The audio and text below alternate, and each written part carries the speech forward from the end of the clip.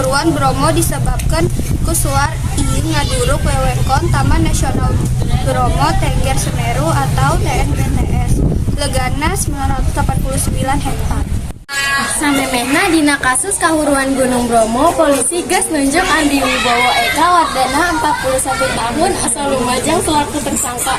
Manehna nyaeta pengurus atau penanggung jawab penyelenggara perkawinan anu diupahan ku calon pengantin di Surabaya anu milu rombongan. Samemehna kasus kahuruan Gunung Bromo dimimitian nalika sakalompok jalma ngayakan acara prewedding di Sabana atawa Bukit Teletubbies.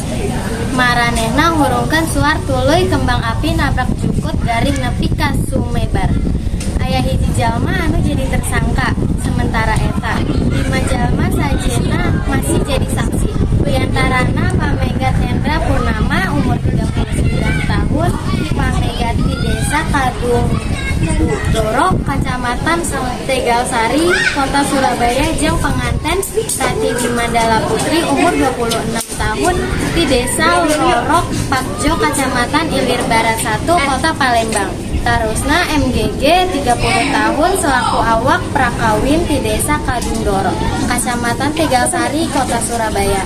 ET 27 tahun salaku awak prakawin di Desa Kalampis Ngasem, Kecamatan Sukolilo, Kota Surabaya, jeung ARFD 34 tahun salaku merak seniman di desa atau Kecamatan Tandus, Kota Surabaya.